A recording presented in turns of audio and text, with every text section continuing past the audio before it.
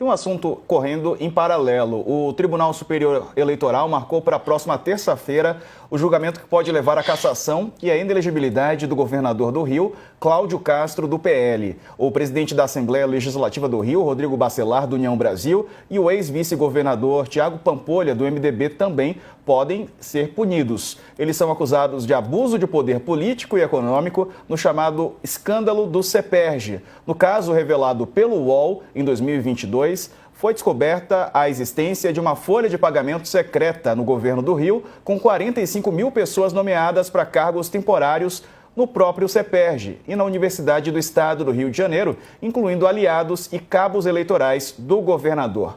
O Rubem Berta assinou as reportagens e vai trazer os detalhes aqui conosco. O Rubem trabalhou com o Igor Melo nessas reportagens. Ô Berta, ficou para a semana que vem, né, esse julgamento importante. Quero aproveitar aqui sua participação, que apurou, né, toda essa notícia, para você relembrar a gente, contar um pouco dessa história. Uma boa tarde. Boa tarde, boa tarde. Enfim, foi uma longa saga, né?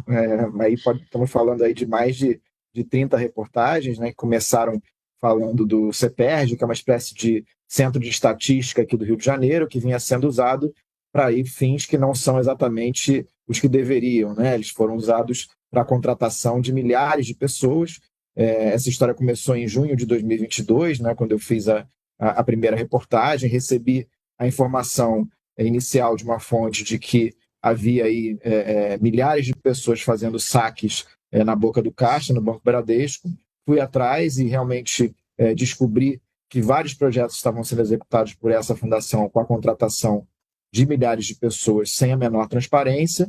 E a partir daí houve uma intervenção do Ministério Público, enfim, se descobriu realmente milhões de reais sendo passados em espécie para pessoas contratadas aí de uma forma precária, enfim, muitos deles cabos eleitorais não só ligados ao próprio governador, como a aliados dele, né? Depois a gente entra também no caso UERJ, que é muito parecido, né, só que utilizando a universidade aqui do estado do Rio de Janeiro. Enfim, esses casos se somam e levam aí o Ministério Público Eleitoral a entrar no caso. No Rio de Janeiro, né, no TRE do Rio, a votação foi muito apertada, foi de 4-3, né, a favor aí do governador, e agora a gente tem essa expectativa em relação ao TSE.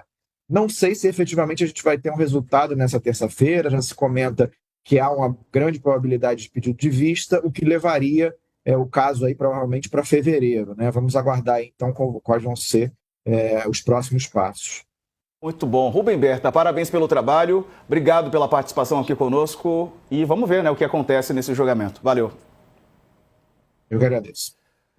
Depois do intervalo, falaremos sobre a CPI das organizações criminosas. O presidente do Congresso, do Senado, Davi Alcolumbre, anunciou que ela vai ser aberta na semana que vem. Alguns integrantes, o senador Sérgio Moro, o senador Flávio Bolsonaro e, pelo lado governista, o senador Jacques Wagner, o senador Rogério Carvalho também. Daqui a pouco eu conto mais. Fica aí.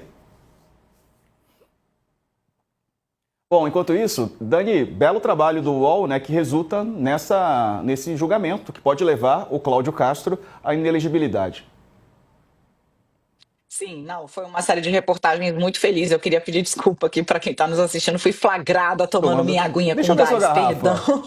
Sua garrafa é verde? Como é que é? Não, pô, é marca, não pode. Ah, então não, então não vou mostrar não. Não pode.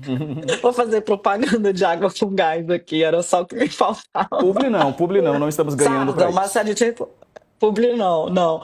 Sarda, é uma série de reportagens que mostrou o uso da máquina pública para fazer campanha eleitoral mesmo. Assim, os meninos conseguiram comprovar que havia gente na folha de pagamento do Rio de Janeiro, do governo do estado do Rio de Janeiro, contratado para fazer campanha para o Cláudio Castro. Isso ficou muito evidente ali, né?